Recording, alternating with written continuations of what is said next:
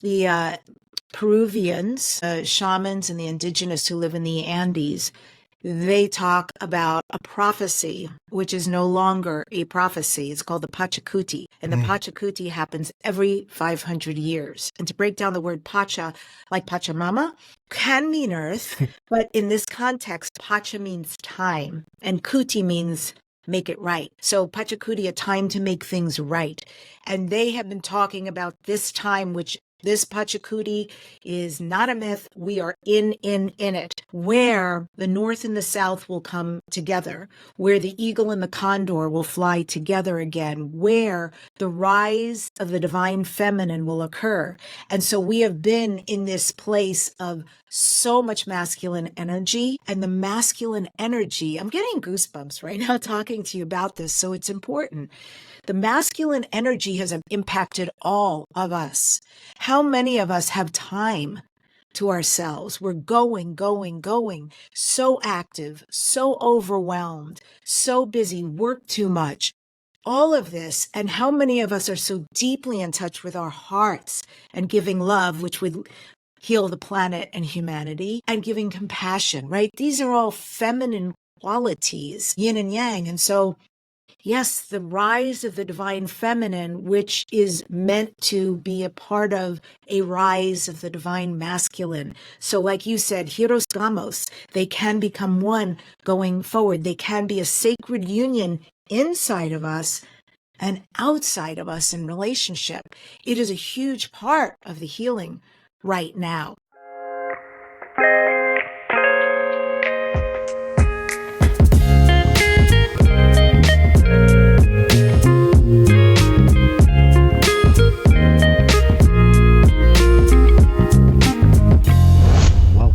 Broaderlands Podcast. The opinions expressed on Broaderlands Podcast are those of the guest speakers and do not necessarily reflect the views of the host or Broaderlands Podcast. Debbi, thank you for coming on Broaderlands Podcast. It's really an honor. I really appreciate it. And I love all the work you do. I love learning from you, so thank you. You're so welcome. I really appreciate it. Thank you, universe, for connecting us. Yeah, thank you. And maybe before we get started, you can share a little bit about who you are and what you do. I have a real funny bone right now, so I'm trying to reel it in because I want to No problem. make jokes. But there's, you know what, that's really good because there's a big aspect of me that doesn't come out around that often. And it's one of the most joyous parts of me. Yeah, so I'm just going to start there because I literally just had a healing with a shaman, with a Celtic shaman, because today, and we'll go back and come here, I'm super passionate about shamanism. And specifically, I mean, I love shamanism and the healing work I do for people around that. I love speaking on stage and being here with people like you and interviews. And in conjunction for me, my other passion is extraterrestrial life forms and also different galaxies and where we're all from, us as starseeds. So I marry these together and I talk everywhere. But there's been some confusion for me because I wasn't mindfully heading here, first of all. And second of all, yeah, it's been a huge surprise. And then what's opening up for me right now is also, it's very humbling and it's very beautiful. And I'm saying yes, because you look, when the universe gifts you and gives you very obvious breadcrumbs to your path, you don't say no. It'll be bequeathed to somebody else, but I'm saying yes, and I'm honored. And so I had a healing, and the healing encompassed many things to help me even more get more broad and expanded in this space. And he talked about some of my deep connections and how I can use them, and specifically with Mother Earth. And I do have a real relationship with her. So I spend time with her every day. And the other thing he was saying, which is really coming up right now, because I just had this healing 2 nights ago. And he was like, you have a lot of joy in you, a lot of innocence and a lot of joy. And stuff happened when I was young. And so some of that got ameliorated, right? It was confusing to be me and be in a really dark house.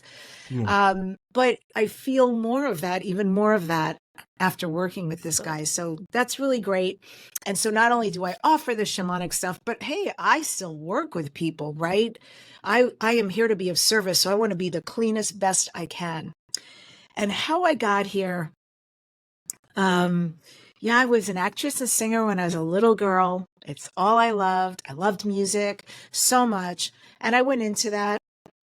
I moved out to California from New York, and I became that professionally. And I did that for many, many years. It was very joyous until it wasn't. And when it wasn't, it was really weird because it's all I knew is my personality. My identity was about that.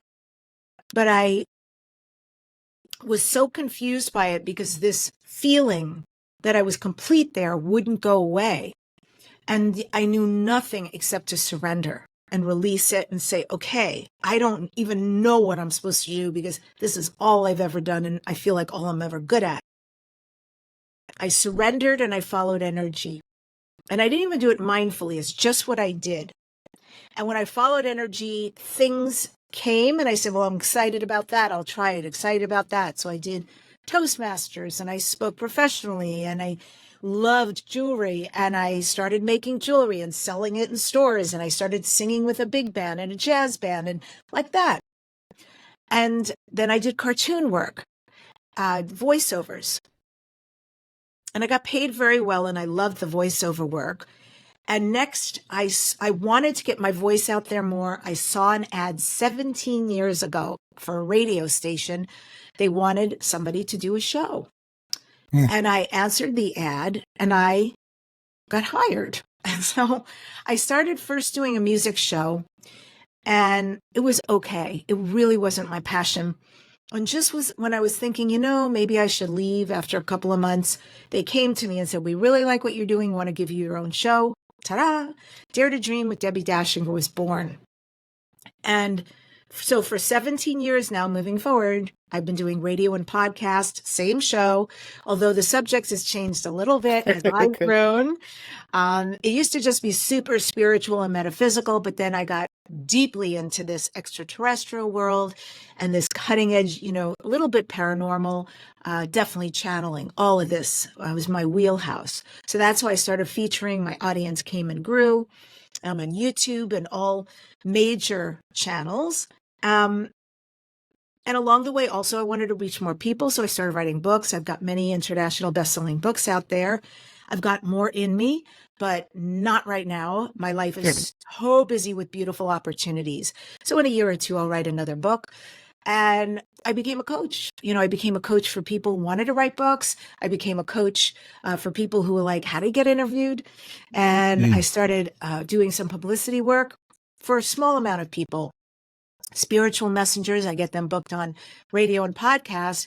And then, I become certified as a shaman and in many different factions of shamanism. And I'm still, like I said, I work with people because I need also clearing and cleaning, but also because my hunger to keep working is there. And I'm just enrolled in a 1-year program. Like it's not ending for me.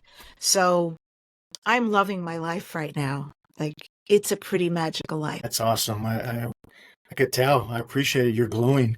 And I could tell you love your life. And I really appreciate that because a lot of people don't. A lot of people, I was in a place where I wanted to kill myself at one point, and then I had that awakening. But, I wanted to go back to something you said, because I think this is an important question because it seems like you talked about marrying things together. It seems like in the spiritual community, looking at ETs and the paranormal is kind of like shunned for many communities.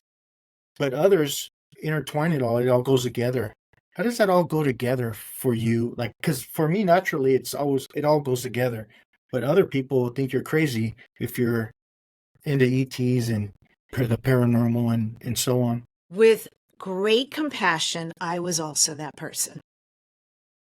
So full transparency, I was an eye roller. I was a very open-minded skeptic, but there were very particular things. I was like, whatever. Specifically, like if somebody told me about a past life regression, now mind you, super spiritual since I'm a kid, super metaphysical, and yet Somebody talked to me about a past life regression. I was like, really? Like, you were where and who? I don't know. It just, and I think part of that is because professionals had attempted with me previously, and it just didn't work. I would flip up in my head right away and just like not be able to tell them what kind of sandals or shoes I had in my feet. That method did not work. So there I was a skeptic. And then when it came to extraterrestrial stuff, UFO stuff, I even had really good friends, like, and they'd send me stuff. Yeah, I'm thinking about it right now. And like, they'd send me an email or a text and go, blah, blah, blah, the Pleiades. I'm like, oh my God. Can we move on? Because like, I'm not there with you, man. So I have compassion for anybody who doesn't believe. It's super okay. Like, believe what you want. If you don't believe, it's okay. I had an awakening too, like you. And I was such a not believer. Then I had a past life regression, right? So there's a lot of things that get married here that I was an eye roller about. Like I was an eye roller about plant medicine, past life regression, and about extraterrestrials. And so, and then the universe laughed. It said, oh, that's good. Let's show her. But they were so kind and gentle about it. All I know is for me, when I become like online about something, when something comes to me and I have such strong discernment, I really trust it. And I suddenly realize, oh, that is truth. Zero resistance, but 100% curiosity and desire to learn more. And that's how I flip. So for anyone out there who doesn't believe, God bless, right? Got it. I was there too. For anybody who's curious, that's probably why you're here right now in this conversation, because that's a lot of what I do and believe. And I don't know about the marrying, because if I were to be honest, in my circles, everybody believes. And I think more and more people are waking up to all of this truth. I go out in the world and there's just something in me that I'm very aware of my audience and who I'm speaking to, because you don't want to convince it's like politics. You don't want to go in there when somebody's completely on the opposite side. I just let that go. But I have found more and more, I will go out and meet strangers, and they'll even say, what's your podcast about? I'm like, it's about channeling. It's about extraterrestrials. It's about metaphysics, and they're like, cool, I'm into that. I saw spacecraft. I feel more and more people that I interact with, strangers, are totally in. And I'm like, this is so good. And then others, it's okay. Wahaha. You'll get there anyway. You brought up plant medicine. I know I've heard you share on plant medicine and your experiences. I was wondering if you wouldn't mind touching on that, because didn't that open the door for you? Changed my life. And I'm very cautious when I say that, because I never want someone to hear about this and feel like I should do that.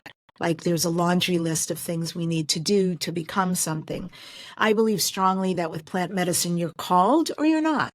There's a lot of people out there who are psychic, who channel, and they will never do plant medicine. They're like, why would I? I already live in that world. Exactly. So I was invited to do plant medicine by a fellow podcaster many years ago who's putting together a group. And I was like, why would I do that? That's drugs. I'm not going to do that.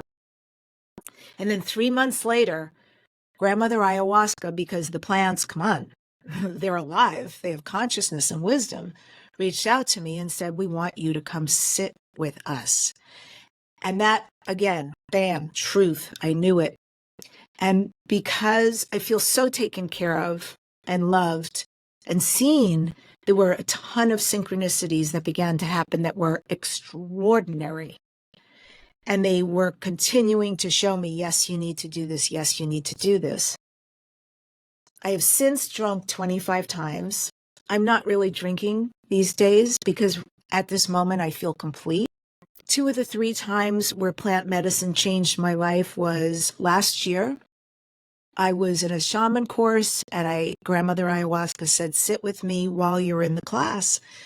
And I made the grand assumption, oh my gosh, she's going to give me all these special shaman secrets and I'm going to get all these downloads. I was completely off. She wanted me to sit because she was having me clean up my relationship with my mother. It was exhausting. The entire Friday night, I thought, ugh. However, I am so grateful for all of those hours and hours that she was cleaning. A week and a half after that ceremony, my mother's health changed dramatically and she passed. So grandmother ayahuasca like so lovingly prepared me for my mother's passing.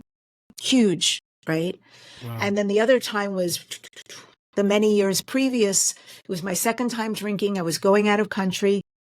I had extraordinary things happen, 4 back-to-back nights of drinking the medicine.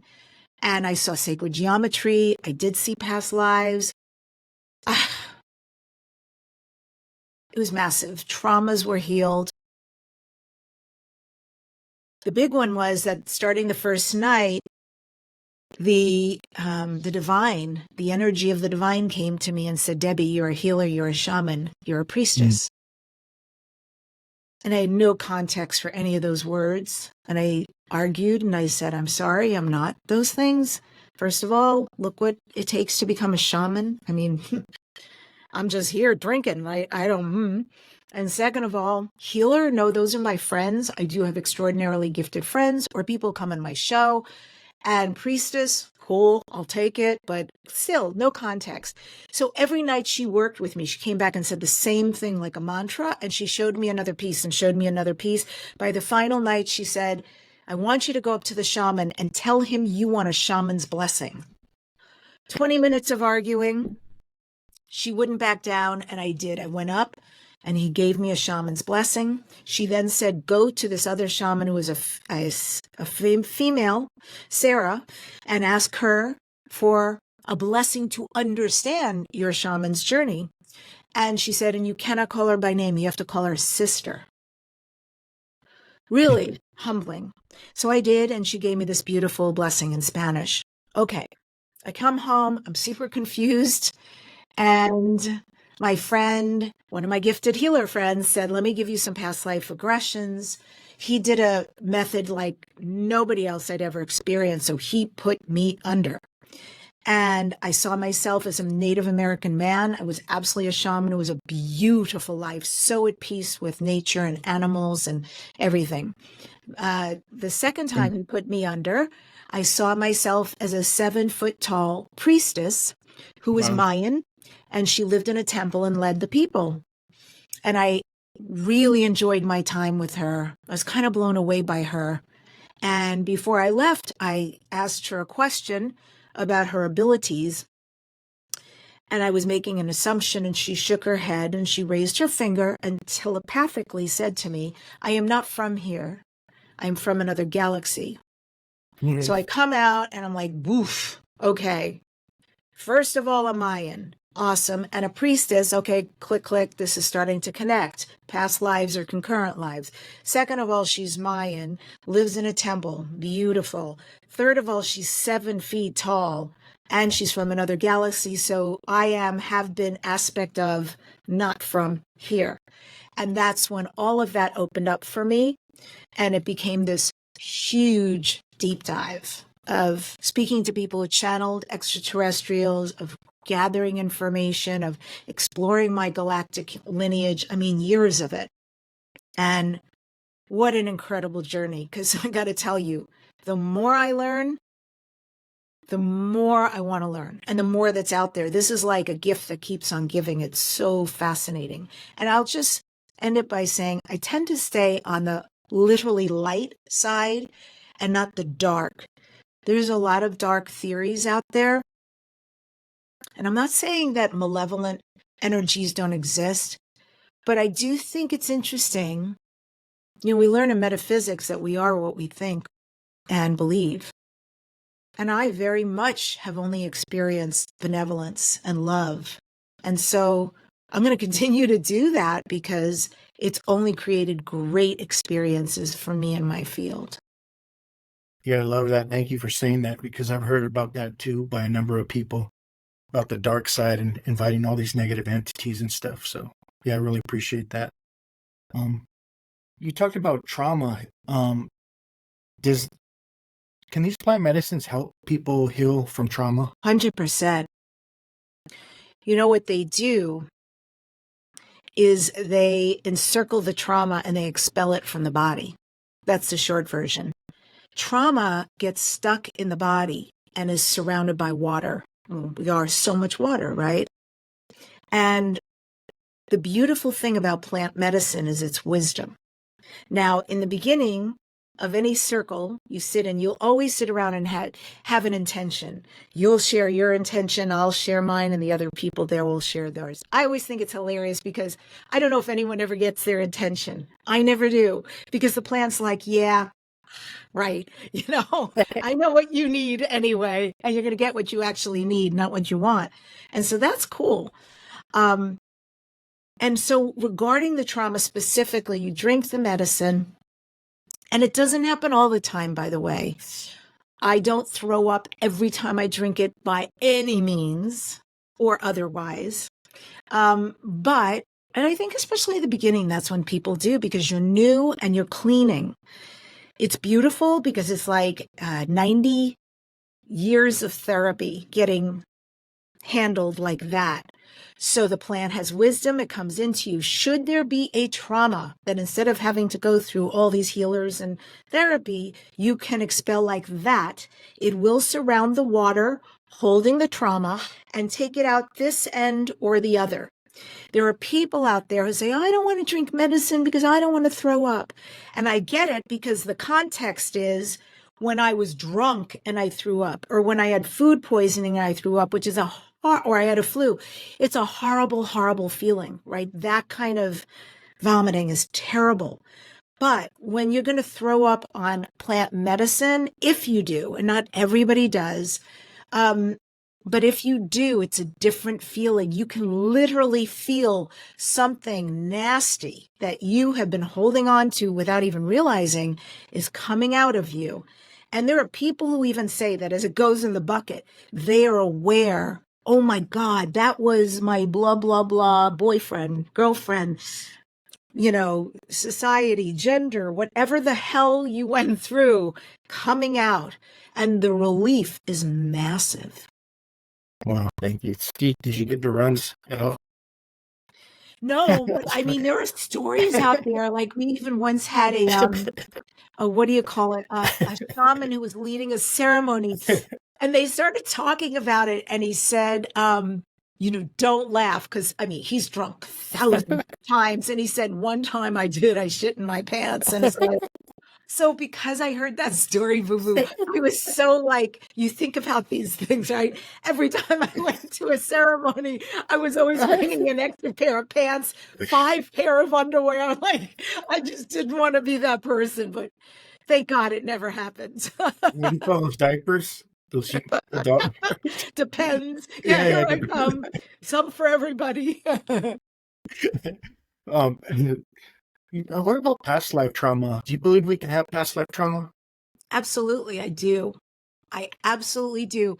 So it's interesting because, and I can only reference this from healings I've had, when people have worked on me and said, oh, okay, you've carried this around in a couple of lifetimes and you've had, XYZ trauma that keeps it still happening. Or it happened then, it's not happening now, but you're still responding as though it is. And so I've had that stuff, even without knowing or understanding it, just cleaned out of me. Definitely. And of course, I 100% know that there's ancestral trauma for probably all of us, whose lineage hasn't experienced war and famine and rape and pillaging and, whatever else. So that stuff is also so important to clean up. Diego de Landa, he was the first bishop of like Chichen Itza area, but he had a diary, and I got a copy of it in my bookshelf, but and he wrote all the experiences when they first came into the Yucatan Peninsula, and like you would probably be murdered if he got there before the Spaniards came, because you're a pretty female. So what he was doing, he was killing the females, and he wrote it down. Yeah, I'd burned these two females. One was a virgin, one was married, and it was like nothing. We murdered them before the rest of the Spaniards came. But that still can affect people now. All that. I mean, it shows people being burned. He drew the pictures and everything, which was crazy. Does that still affect us to this day? Do you believe? That is so profound what you're saying, and it's really making me think about feminine collective trauma, which is not something I've ever considered before. But as I'm listening to you, it's evident that it's real, because, in our history, like I'm talking about real history, originally the women were the leaders, and males were the co-creators, right?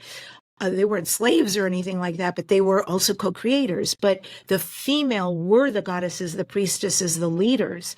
And then, something started to turn, right, in history, where it became a very male-dominated, and still is today, societies and cultures and planet. And what's very interesting about what you say, I am considering, how many times it is said that women allowed this to happen. This couldn't have happened. Men couldn't have done this if women didn't agree. And I'm suddenly realizing as you say this, that it makes sense that women would agree, because when things like that happen in history, and my God, how many things happen with women being called witches and being burned and being, like, even today, women are stoned to death for showing their face, or that they went out in the daytime or went to school, read a book. I mean, crazy stuff on this planet. So the rise of the divine feminine right now is a big part of the healing that's going to happen for all of us, because men and women, we have both in us. So this is going to bring us into a place of great balance. And I think some of this will be superseding this collective female women trauma that they've endured over history. And what an important point. Yeah, thank you. Which in the Gospel of Thomas, there's a verse where Yeshua is saying, when the two become one, the male and the masculine and female energy, not imbalanced. And I think it's imbalanced right now. And you hear a lot of men trying to stand up for the masculine energy and all that stuff, but we're not saying that we're going to take away the masculine. We just got to balance it out within ourselves. And I think that's enlightenment, in my opinion. Yeah. So true. Right now, the Peruvians, the shamans and the indigenous who live in the Andes, they talk about a prophecy, which is no longer a prophecy. It's called the Pachakuti. And the Pachakuti happens every 500 years. And to break down the word Pacha, like Pachamama, can mean earth, but in this context, Pacha means time, and Kuti means make it right. So Pachakuti, a time to make things right. And they have been talking about this time, which this Pachakuti is not a myth. We are in it, where the North and the South will come together, where the eagle and the condor will fly together again, where the rise of the divine feminine will occur. And so we have been in this place of so much masculine energy, and the masculine energy, I'm getting goosebumps right now talking to you about this, so it's important. The masculine energy has impacted all of us. How many of us have time to ourselves? We're going, so active, so overwhelmed, so busy, work too much, all of this. And how many of us are so deeply in touch with our hearts and giving love, which would heal the planet and humanity, and giving compassion, right? These are all feminine qualities, yin and yang. And so, yes, the rise of the divine feminine, which is meant to be a part of a rise of the divine masculine. So like you said, Hieros Gamos, they can become one going forward. They can be a sacred union inside of us and outside of us in relationship.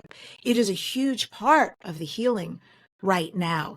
and also about having reverence for the planet that feeds us and clothes us and nurtures us, to have respect for her.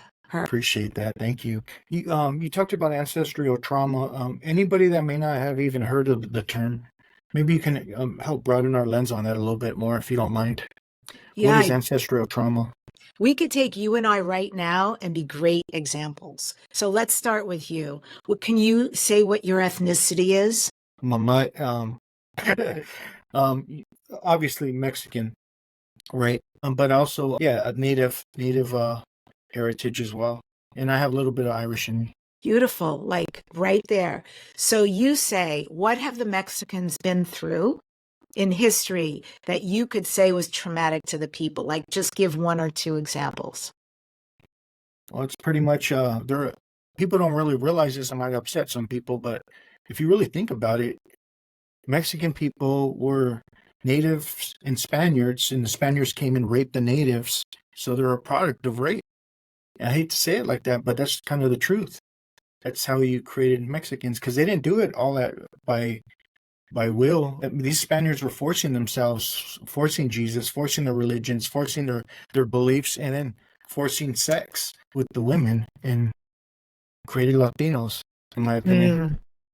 Yeah, they did a lot to a lot of different cultures, including mine, and to the Peruvians as well. Okay, and in your family, if you don't mind me getting a little personal, is there anything? Is there some kind of trauma, or is there like a lot of cheating, or is there like alcoholism or anything like that? Yeah, there's a lot of gang and addiction in my family. Alcoholism for sure. I was an alcoholic at one time. Wow, awesome. Keep coming back. Yeah. That's beautiful. So you are a perfect example. And by the way, we could flip anybody in your seat and I could do this. And this is just this much. But you know, you go back, your grandparents, your great-grandparents, your great-great-grandparents, and both sides. Now you have both sides of a family tree, and you're looking at what countries did they live in? What kind of wars did they go through? What were they up against? What did they even do inside of the family that may have messed people up and created dysfunction? And then you and I are living at a time, Boo Boo, where it's like there is healing, there is open conversation. Our parents and everyone else up the line, no, they just lived with it and stuffed it. Some crazy stuff that they had to endure. And so that is ancestral lineage. And it gets passed down literally in our DNA. And unknowingly, we're responding to things. They're not even happening here. But it happens somewhere back there, but it's still in us. I have a friend who does epigenetics. She's amazing. And that's all she does. She works with people. It doesn't matter if they come to her for financial stuff, relationship stuff, their health, whatever the issue, she will immediately look at the epigenetics, meaning their ancestral line, and clean stuff up that's amazing. And I'll use myself last here as an example. When I said I was an actress when I was younger, and I was, and when I was in my 20s, I remember doing a play and having a conversation with another cast member. He was an older than me person and very wise guy. And he was asking me about myself. So I shared and he said, oh my gosh, your father was in the Holocaust. So I was raised Jewish. Your father was in the Holocaust. He's like, wow, you're a second generation. And I said to him, what does that mean? I'd never heard that term. He said, that means that what happened to your father lives in you. And you might want to think about getting involved with some kind of second generation therapy group, or at least going to learn more about it.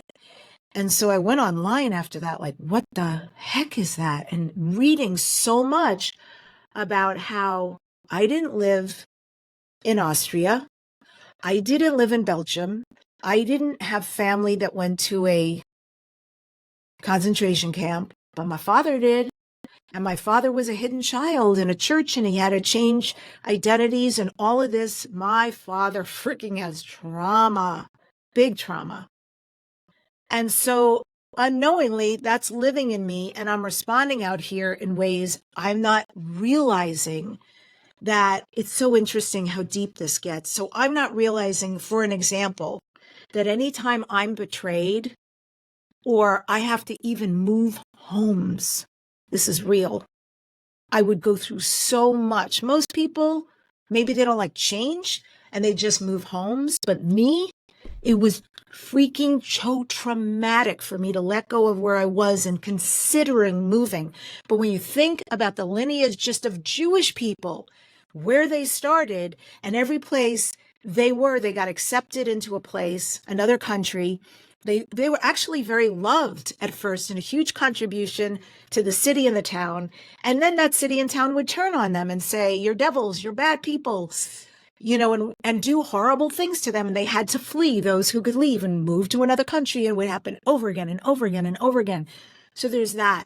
And it's kind of interesting. I'm going to go a little galactic here.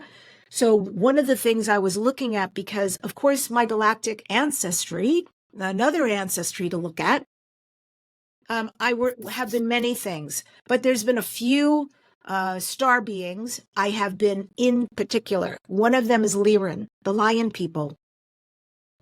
And I realized this like just a few weeks ago, and I went, oh my God, the Lyra people, innocent, joyful, they lived in paradise. The Draconians come along, they believe them that they want to be friends, and instead the Draconians go after them to destroy them and their planet. And what do they have to do? The few that still remain, they're refugees. They have to get on spacecraft and go to Sirius or Pleiades or Orion, Vega, start all over again. And so I realized this is so deep in me, it's not just this lifetime. I've been here before. And it wasn't just my father. Now it's me we're talking about. This is trauma that needs to be cleared up, because I don't need to be in this lifetime replicating betrayal. I don't need to be in this lifetime re-experiencing, constantly having to leave my home and being re-traumatized. So that's why we do this kind of work. You do, I do. So all that stuff that's not even ours gets cleaned up. And guess what? While we're doing that heavy lifting, that work, that cleaning and healing, our ancestors are doing the happy dance, the touchdown dance, because they're like, this is part of why you were born. Thank you so much, because everything that goes forward from you, it's going to be very different than what we left behind. And they really appreciate it. Well, thank you. Once you start to learn about epigenetics, even the basics, it's hard to continue to speak victimese. Going full circle back to what we've been discussing, Gabor Mate, if people think we're crazy about talking about plant medicine, he's found a lot of good results with trauma and ayahuasca. And he was born in Hungary, right? And he was a baby when this was all going on with the Holocaust. And he explains it perfectly in his life story about how he experienced a lot of trauma and inherited that trauma from his upbringing. Yeah, absolutely. And there's so many people. There are more people who do plant medicine than you might realize. People that we look up to, celebrities, athletes, musicians. I mean, one place, because we don't give this information out, and there's a reason. They just should be protected, sacred places. So I'm not going to talk about the name of this place, but this place where I went years ago, where I had a lot of the profound experience with the divine talking, I'm on their list, I'm on their Instagram, I'm on their Facebook, and I'm constantly seeing the owner with huge name people, everything, things, people, men, women you may not expect. But again, only if you're called to it and you know the truth. Like, you get that feeling. It's okay. And it's okay if you're scared, because I was like super scared in the beginning. But yeah. I wonder what Gabor Mate would say when you bring up galactic trauma. I don't know that that's his thing. I mean, he's got his own brilliance, but there's so many of us who really get it, really get do you know your lineage, by the way, galactically? No, I don't. I don't, to be honest. We should remedy that. Yeah, that would be awesome. You brought up, you were asking me earlier, like my background in the Tongva tribe. I don't know if you're familiar with the Tongva tribe, Yes. but yeah, I'm connected to them. Even Richie Valens was.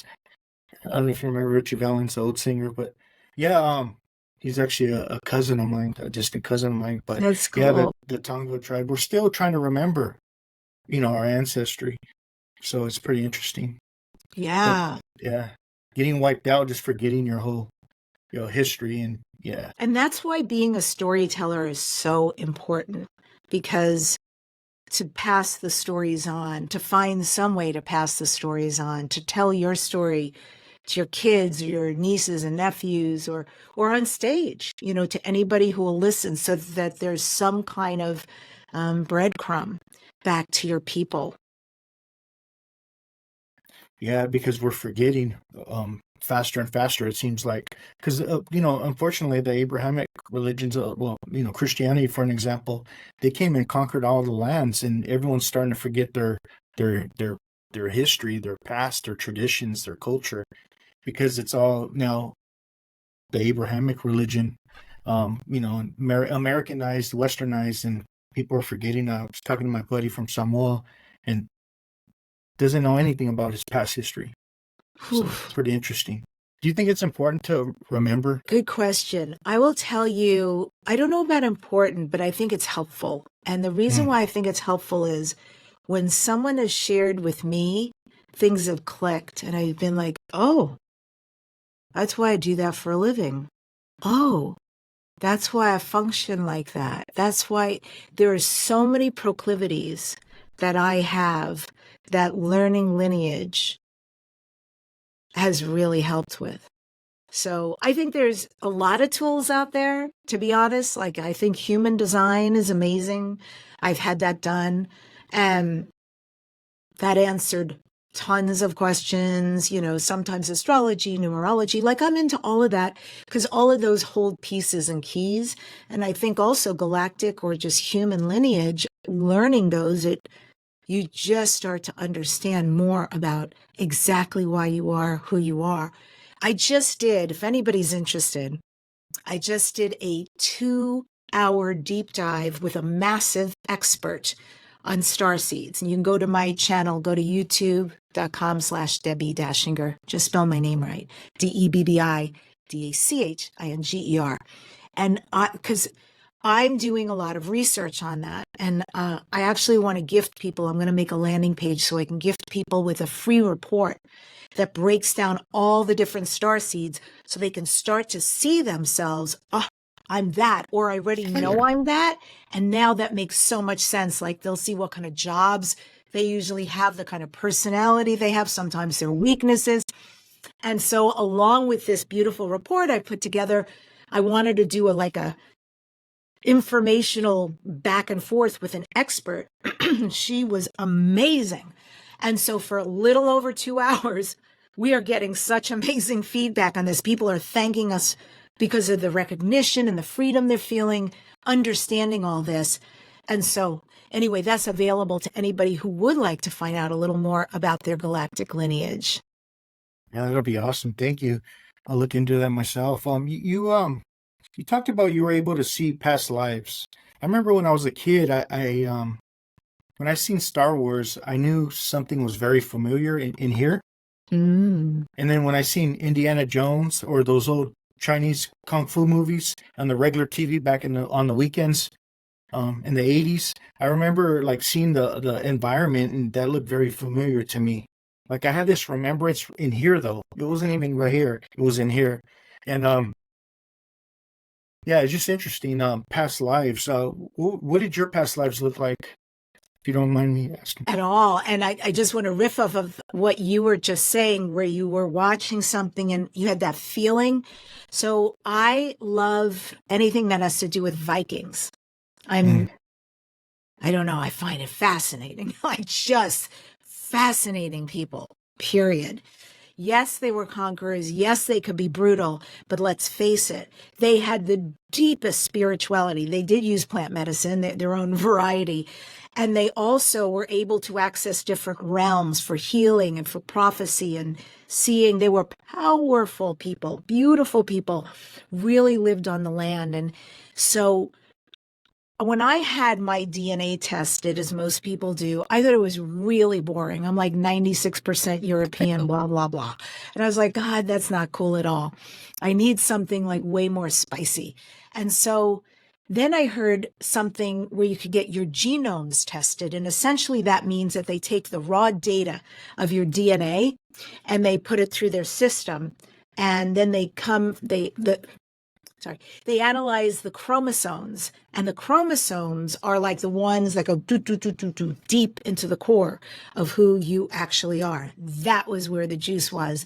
And so it turned out that inside of me is Scandinavian Viking. So I'm saying that because I really believe that when you see something and you have that feeling because you are remembering something. There's a connection there that's deep. I believe in it strongly. And the other thing, I told you 2 past lives earlier that I saw myself as a Native American man, dark-skinned, dark-haired, strong, small. And then I saw myself as a 7-foot-tall, otherworldly Mayan priestess. And so when I had my DNA tested, I thought, I really want to know, do I have any kind of native anything? So you give them a broad category and they test very deeply. And it could have come up nothing, which it did in some categories, or it could have come up, in any of like 50 different under native. How did it come up? 99.6% Mayan, can't write this stuff, and 0.4% Native American. And I was like, that is so cool. My past life was like, it's still in me, right? And then the other times I've experienced it was, one time when I was on plant medicine and this place had they had a lot of beautiful things like Buddhas and, it was quite a just gorgeous landscape. But the one thing they had was this head from Easter Island. Now, I've never been to Easter Island. I have zero resonance with it. It's like, but I recognize it. But it was constant calling to me, and it was telling me it was my husband. And I was like when I was on medicine, this made sense. There was no resistance. When I came out, I'm like, what? And I talked to somebody who's very well known in transformation. And I was so fortunate because she immediately said to me, sweetie, this was a past life and this was true information. And I was like, it really felt like it by the final, night. It was like, just really, there was so much love. And there was a gorgeous bench next to it. And I literally just sat under this tremendous statue and spent time with it as though it had life to it. Yeah, it's profound. It's really profound. And anyone who's drunk understands. And if you don't, please suspend belief for a minute to know that these experiences are so massively real. They're not imagination by any means. But, and then other past lives, I'm not thinking of right now. I haven't done a ton of that. Not a ton of it. You brought up the Maya lady. I could picture a flat butt. Is that true? I'm just messing around. I just said she that. Actually was really slender. Have you ever heard the term in Lakish? No, what does that mean? It's very similar to Namaste. It means you are I and I am you. Which I think that's a beautiful saying, a principle they lived by for a long time before all that other sacrifice stuff. It was actually way before that, but they lived by that in Lakish, and they treated everything in Lakish that we were all one. It was acknowledging the oneness, and I think it's beautiful. And you say it in Lakesh? Yeah. That's really nice. Namaste and Lakesh. Yeah, I like that. Or like aloha, acknowledging. Or shalom. Yeah. They're very peaceful ways of acknowledging really someone's soul. Yeah. In Lakesh. Yeah, thank you. What's your take on the Anunnaki? I wanted to ask you that before I forget. Well, they help shape who we are. We wouldn't be us. I heard Bashar say this, so I can't claim I know this, but I heard I always assume people know who Bashar is. He's a Sasani being who comes from the planet as Sasani, and he is channeled by Daralenka. And Bashar was saying that we would have been Bigfoot. We would have been the Sasquatch. Were it not that our DNA was modified and rearranged? So I thought that's interesting. Okay, he says so many interesting things. I can make it a whole tangent. The other piece of it is that 450,000 years ago, the Anunnaki were having problems on their planet. Namely, they were losing their atmosphere because they had done kind of like what we're doing right now, destroying our resources. So they almost destroyed their atmosphere, and they had to find another place to live. And they wanted to find a solution for their planet. The solution for their planet was gold. Monatomic gold can be blown into the atmosphere to help heal it. And so on Earth, in Africa, there was gold 450,000 years ago. So they wanted to come here and mine. Mining is a lot of work. And so the Anunnaki were extremely tall, were considered godlike because they were new to whatever form, shape, if it was Sasquatch or others, that the earth beings at that time were in. And the earth beings at that time lived very long, highly intelligent. And the Anunnaki wanted to create a race that would do the labor for them. So they didn't themselves have to mine for gold. So they decided to take what we had at that time, which was a 12-strand DNA, and modify it to a 2-strand. So we would be willing to do the work for them, which they did. However, two things happened. The first is that human beings, it was very detrimental. They weren't able to live long anymore. They started dying earlier. Women started dying in childbirth, and then a lot of health issues came about. Now, that's on this plane. What a mess for humanity. Now, on the galactic plane, they were being recalled because they were never supposed to do that. And so, because there are good Anunnakis, right? And they say, what are you doing, you rogue crazies? Come back to the planet. You were never supposed to do that because Earth is what? It's a planet of our own choice, free will. You can't take someone's will away. It's a no-no. It's wrong protocol. They were recalled. And in the meantime, here we were suffering. And thank God these benevolent races wanted to seed us and to help us to start getting healthy and live long and be able to procreate and all of that. So we were seeded then by 5 races.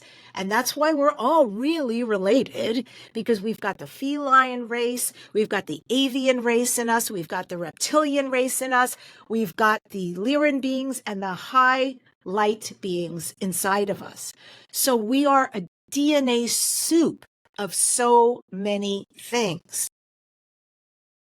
And that's that about the Anunnaki. I mean, interesting folk. Do you think there's a connection with Elohim? Connect to the Anunnaki? No, I really don't. Oh, no, I've Some never people heard try to say that. I know Paul Wallace kind of connects them. I mean, it's funny because the inception of my soul actually is Elohim, as I've been told. And, these are the co-creators. They are on the same par as God. And I can't even imagine them. And by the way, it's such an interesting question because I asked this woman, I told you about this 2-hour starseed deep dive that's on the YouTube channel. I asked her, one of the first questions is, are the Elohim considered starseeds? And she said, absolutely not. They have nothing to do with starseeds at all. They are their own race. They were the planet creators, the galaxy creators, the creators, right? They are very godlike, not in an ego way, but in a massive manifestation way. So they, I don't think they have anything to do with Anunnaki. It's interesting. And God knows there's a lot of theories out there about a lot of things. But like, I just stick to what feels like truth. And like, the more I go down these interesting paths of information keeps adding up. Yeah, I do the same thing. So yeah, I appreciate that. Follow our own intuition, right? Yeah, Our our own- knowing. Yeah. Yeah, thank you. Do you think we're gonna have a contact eventually? Because you're gonna have people are probably skeptics listening to us right now. Do you think there's eventually gonna be some kind of major contact? Yeah, Some I do. disclosure. Definitely. That is exactly where we're headed. They've been waiting for us for a long time, but what a mess we are, right? I mean, yeah, what a mess we are.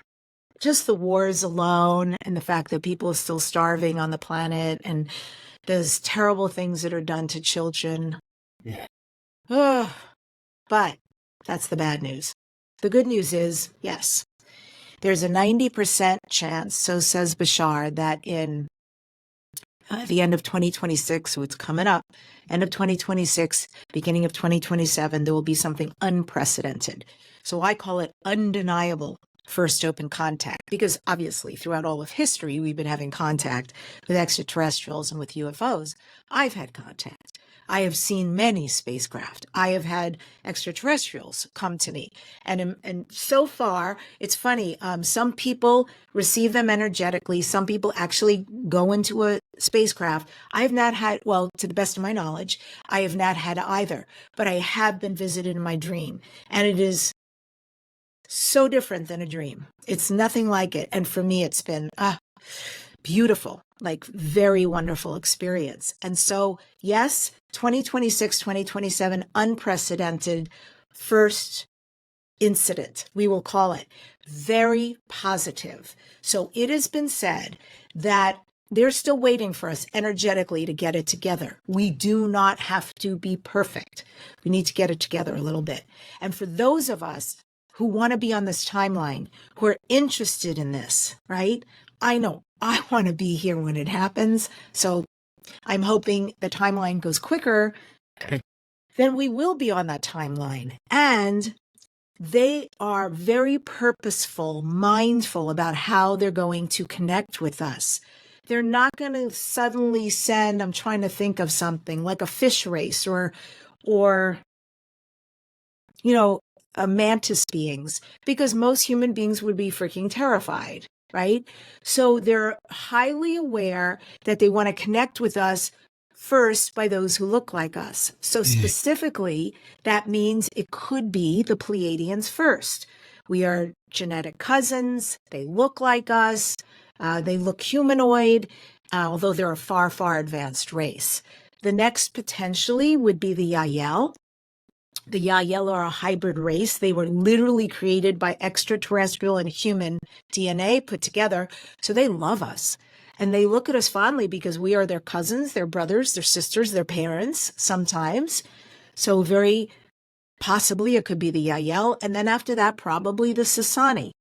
And once we realize they are not going to cook us and eat us like we would do to each other, that, they're advanced races. They have no interest in all that. Trust me, they could have done damage a long time ago. But it will be benevolent. It will be wonderful. It will be a great opportunity for relationship and technology exchanges and all of that. And once we have become settled in these first waves, as the waves keep going, then they are going to start looking a lot less like us. And at that time, it should be that humanity is like, good to go. Like, I get this. This is working out. And I just want to add this because there's like to pay homage to the people who really believe like, oh, there's dark energies and all the terrible things they're going to do. And again, I'm not saying that malevolence doesn't exist, but I also have been told, and I believe it strongly, that we are protected, that there are craft who watch over beings. It is their purpose, their mission to watch after Earth and humanity. And they don't let that stuff infiltrate the world. So even though our movies depict this horror and our TV shows, I was recently at Contact in the Desert, a big UFO event. And I was watching this panel, and they were saying from them, these are big people in all the industries, including the film industry. And they were saying, do you know, in all of history, there's only been 4 movies ever made that were positive about extraterrestrials. And they were naming them, you know? And so most of them are terrifying for people to watch. And maybe that's good for the government because it keeps us afraid and dependent on them and not wanting this to happen. But the real truth is that the extraterrestrials I've come to know, I mean, I love them. I have a real relationship with them. And I know they are really looking forward to the day when they can connect with us, all of us. And they're also not going to rush it until we are ready. Thank you. I appreciate what you just said because I have Nancy Timms coming on. Are you familiar with her? She's coming on tomorrow, and she's So she talks about having all these great experiences, expanding her consciousness, enlightening experiences with these ETs since she was like 2 years old. So I look forward to talking to her and learning from her tomorrow. So Yeah. I know she's just getting out there in a big way all of a sudden. Oof, it's good. It's good. See, that's why I mean people are waking up because more and more shows like yours and mine, more and more people like me and Nancy, it's just so yummy right now. The government is starting to admit, okay, truth. There have been spacecraft. There have been extraterrestrials. Okay. We've always known it. Yes, we worked on this and this.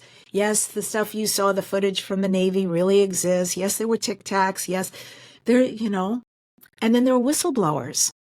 And I have been told by somebody very in the know that the whistleblowers are not going to stop. They are now, especially the more the government goes after people who worked in government who are speaking up, they're now banding together, these whistleblowers, and going, not on my watch. I'm going to tell the truth. Do what you need to do. Try to come after me and destroy my reputation, my family, and all that. But I'm going to band together with these other people and start telling the truth about what's been going on. Because it's deep. It's really deep truth. I'm going to send you a picture later of a craft I seen recently by my house right around the corner. And I see them a lot, actually. But which is weird because, and I've talked about this before, it was camouflaged like in the clouds. It actually had like this cloud texture on the UFO.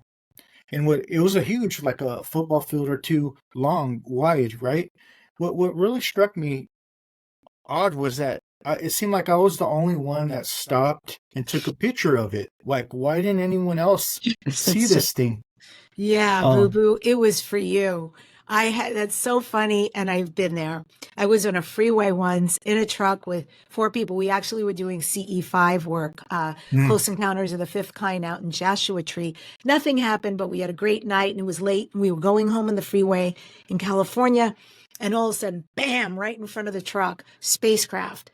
And I'm like freaking out and asking the driver, do you see this? You see this? And then the gals in the back seat woke up and they're like, everybody's abuzz.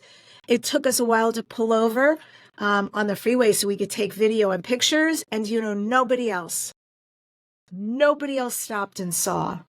And I have been told, and I'm telling you now, it's because that was for you. You are, and of course, you're not going to see anything unless you're in resonance with it somewhere. So clearly you are. You might ask a question next time you see it. Seriously, because there is no distance for them. They're so advanced. And you might say, like, who are you? Why me? What are you doing here? Is there anything you can tell me about yourself? Like, do we have a connection? Right? Be interesting. Yeah, I'll keep that in mind. I'll definitely do that next time. So I appreciate it. That's the second time. So. And then send me that email. Yeah. Before we go, I'd love to ask you what's your conception on what some people call source or others call it God? Good question. It's such a deep question, I mean, I could give the party line, which is like right? Everything. And it's the God and it's the goddess. And it's like, but the best I can explain it is the more I become spiritual, honestly, the less I understand. I do get that it is this massive energy, if you will, that created all of us and all of this. but gave us so much free will that we can create. I love how you said victimese. I've never heard that before. So I'm going to coin your phrase and say we could create victor over our lives, victory, or victimese. We could create rich, we can create poor. Sometimes our soul needs to experience these things too. So it's not a blame game. It's just, this thing with source. And when we die, we go back to source and reintegrate.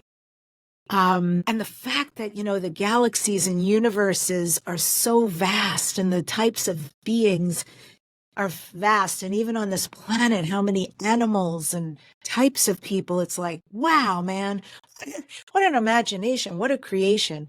So there is that aspect, which is almost like so incredible to conceive. And then, of course, I have questions for God, right? I always like asking people that question, like, so what would you ask God when you reintegrate, when you pass from this life? And then there's the part that is like just love, that is just pure love, and that I can feel and I can let in. That just exactly how I am, who I am, whatever I am, I'm just loved. And that is just grace, to experience that. So that encapsulates what Goddess is for me. That's a profound answer. I appreciate it. Thank you. I think I'm going to ask Neil Donald Walsh that when he comes on soon. So see what he has to say. But I appreciate you coming on. Thank you very much. And do you have any links you would like to share with us? Any projects or your websites you'd like to share? Thank you. I would love to. Yes, there's so much going on if you want to connect with me further. First of all, I am starting a shaman healing class, and it's going to be once a week. And the beautiful thing is, I'm not teaching shamanism. I am gifting shamanism, as in you come from anywhere in the world on Zoom, and we're going to do a 1-hour live healing together. As a group, I will be leading it, obviously. I could tell you these practices have changed my life, doing these trades with other people. And so it's gorgeous. And I'm excited to share that. So go to my webpage, DebbiDachinger.com, and there is a button there that says Shaman Program. The other thing is, I am speaking this year in Glastonbury, UK, in September, portal to Ascensions. So you can join me, and I'm excited. That's a sacred site in the world. I'm also speaking aboard a Galactic Origins Cruise in December to the Yucatan. Right? I've never been there before. Super excited about that. We're also going to sacred places, and they have a lot of presenters, and it's all included in the price of the cruise. The speakers are unreal, very, very high-end people you'll know. So if you want to join me, it's also on my website on DebbiDachinger.com. And you could just click on that button for the cruise. You could do everything. And finally, if you want to follow my podcast, it is Dare to Dream with Debbi Dachinger. And you can go to it's also on my website, frankly. That's easy. You could also go to youtube.com/Debbi Dachinger. Thank you. And I got a good connection down there if you want to learn how to make Maya tamales. They're really good. Well, they're land excursions. I don't know how much time we have. Yeah. But it might be worth it to find out because, man, I'd love to do that. Yeah. Are they corn tamales or what do they are. They're corn. I have some video of me cooking. It's like when I've been to Mexico, like I live in California, so it's a lot of Mexican food here. Yeah. But when I've been to Mexico, like real indigenous Mexico, and you have the food that somebody has made from scratch, including, like you say, the tamales or the tortillas, it's like the beans, different animal, completely different world to taste that kind of food. So yeah, that would be right up my alley. Yeah, thank you. I'm going to end this with a Michael Harner quote. And he says, what's really important about shamanism is that there is another reality that you can personally discover. We are not alone. And thank you for touching on that today. Thank you for ending with that today. That's beautiful. Well, in Lakesh, thanks for coming on. In Lakesh. Namaste. Namaste. It's snowy out here No, we out here working in a major way. Had to speak on it just to make a play. Any given subject, no, we make a way. Time to level up on a day-to-day. No, we out here working for the greater good. Expand your mind, broaden your lens the way you should. From the stars to the galaxy to speak on spirituality. Higher understanding for the neighborhood.